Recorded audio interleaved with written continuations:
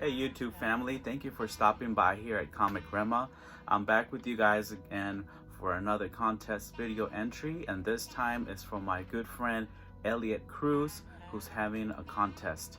I want to thank Elliott for just all the content and his positive attitude that he has and that he brings to the vinyl community, and just for the support and the friendship that we've been able to have throughout these videos and throughout the BC community here. So let's get started. The first question that Elliott asked was to showcase some albums that are local artists or artists who are not on a major label. And the first bands that came up to my mind was a band that have my friends in them. The band Sidewinders.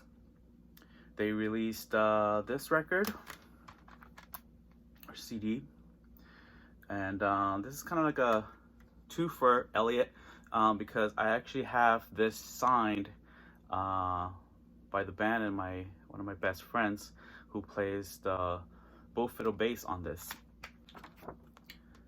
band there, and I'll try to put a clip of what their sound like. They play jazz and they play rockabilly music. They started off being a rock band. They started off playing a lot of covers like Morrissey and the Smiths, Radiohead covers, and then somehow they morphed into a jazz band, rockabilly, and I believe now they pretty much play jazz music. Is Let's Go Sparking with the Sidewinders. This came out in 2014. Hopefully that comes out clear. And I'll try to put snippets on here of what those CDs sound like. So here's a clip for you guys to enjoy.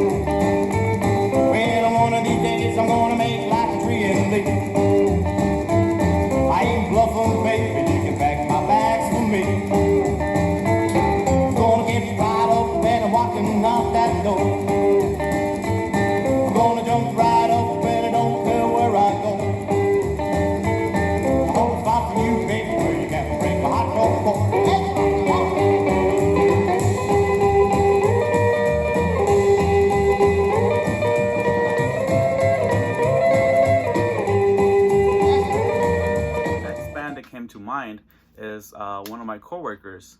Anywhere I go, there's always a conversation to have about music. And one of my coworkers from work actually was in a band a while back, and we've thought about and talked about making music together. And he told me he had some recordings done when he was younger, so he brought the CD to me. And his band was called The Maids, and here's Joe right there. He plays the bass, and I was actually really surprised when I saw this because that girl singer who's on there really looked a lot like my friend.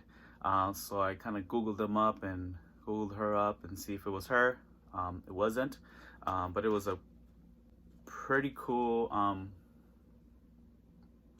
CD to have. It's one of my precious possessions that I have.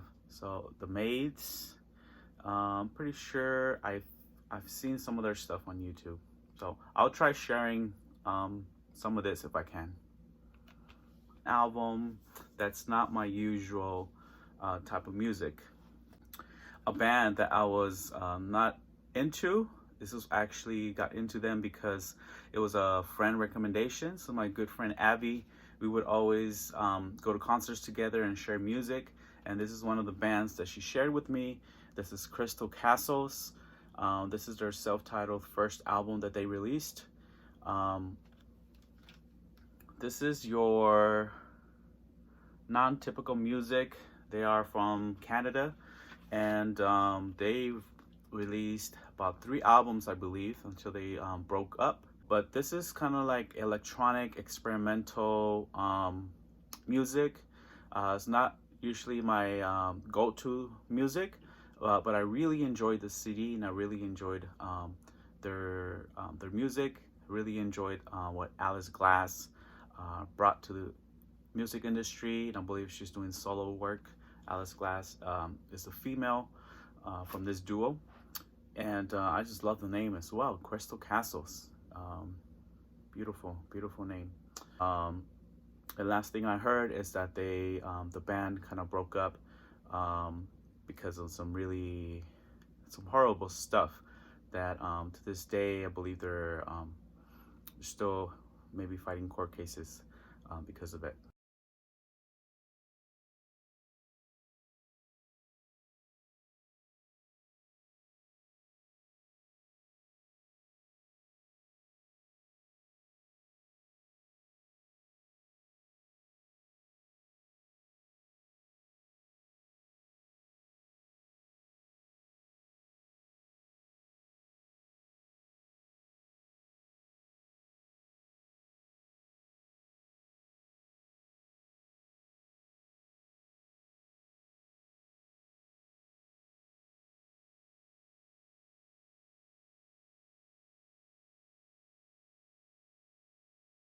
Castles is your electronic type of music, and some of the lyrics on here, I mean, you have to really listen carefully because it's one of those bands that you can't really understand the lyrics unless you're really paying really close attention to them because of the distortion, the effects, and just the type of music that it is.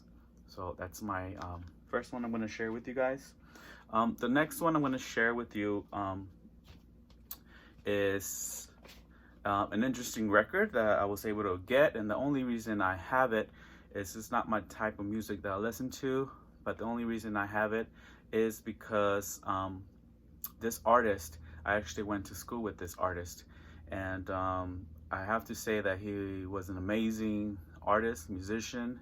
I used to ride the bus to high school, and him and his friends, whenever they would get on the bus, they would start singing and dancing, and you know, it was, you can tell that they just breathed music. Unfortunately, there's a really sad story with this album, and I'm talking about Houston. Houston is kind of like your R&B slash rap type of music. He was famous for this hit that he wrote called "I Like That," and this came out. Don't remember the year it came out. Early 2000s. So last time I saw him was at the Beverly Center here in Los Angeles, and you know, we had a conversation about making music, and he kind of gave me some advice on how to get into the music industry. And I thanked them, and you know, and wished them well. That was the last time I saw him, and he had this hit at that time. And what can I say? Houston was signed to Capitol Records, and sadly he was dropped after something happened where he was, I believe, in London or the UK somewhere, and he attempted to commit suicide. And during this time, that same day, when he had the suicide attempt, he actually gouged his eye out.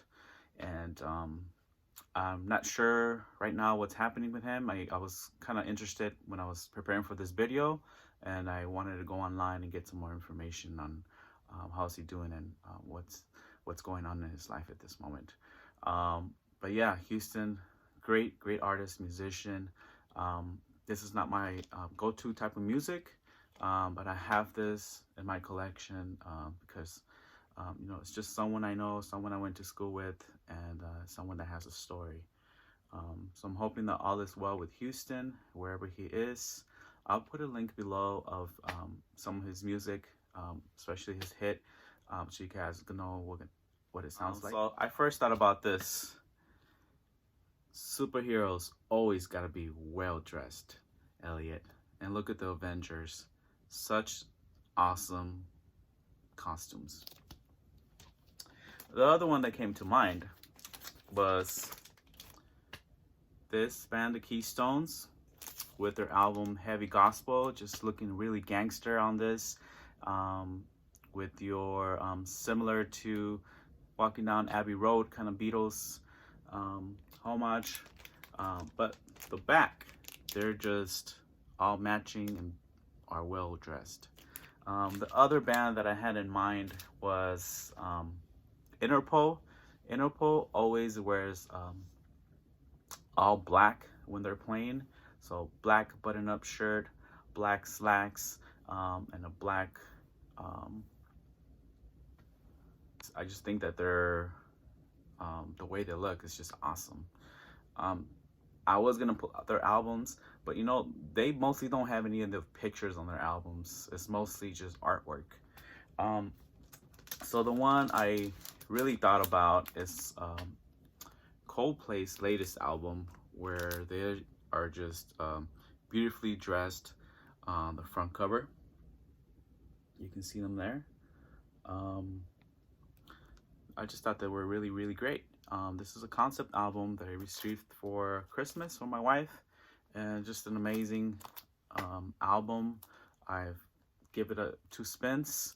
I'm hoping to spin it more times in 2020, and just listening to Coldplay the last few years, there were a few albums that were just awesome, and I thought this one were kind of coming back to who Coldplay really is. So yeah, very well dressed on the front cover. The first one I thought of is this album, Chuck Ragan, Flame in the Flood. This is a soundtrack to a video game of all things. But Elliott, I believe if you look up Chuck Ragan, you'll really love his stuff. This is your country rock, country folk kind of music. He was a lead singer to a punk band, which just got back together and they're releasing music. This is his solo work with this other band, but it's just amazing, amazing music. Chuck Ragan, I try to see him live every time he's in town. So this album I got signed the last time we saw him here in Los Angeles, and kind of got to share with him, actually my wife shared with him, that I used one of the songs that he wrote before I was gonna propose to my wife, and he signed the record right there. Comes in a beautiful brown vinyl. The other one is an accidental record, which is Leonardo Watts. This is kind of gospel a cappella music, and as I was, listening to this, I was looking at the cover, and there it is, his signature on here. Says to his friend, to Jesse O'Connell. So thank you, Jesse, for wherever you are. I have your record. To Jesse O'Connell, my dear friend, Leonardo Watts. So that's the signature on here. When I picked this up, I did not even notice that it was signed. I thought it was just somebody's name, which you usually find on really old records, where it's just somebody's name that they write because they used to go to parties or something, so they can know that it was the record. And of course, the one I have is the one my friend signed. And if you're interested in a more record signed, I did do a video a few months ago about just signatures and from LA, and you can watch that video. I'll try to maybe put it here, a link for it. And thank you, Elliott, for having this contest. I just want to end by saying thank you so much. I appreciate your friendship, and may God bless you in everything that you do. And I want to end this video by having my comic segment at the end. And for you, Elliott, I have this. dog comic called We Three, and let me show you little pictures from it. Maybe some gruesome pages. This is a sci-fi book about some government experiments with top secret U.S. Air Force research facility, and it's it involves cybernetics.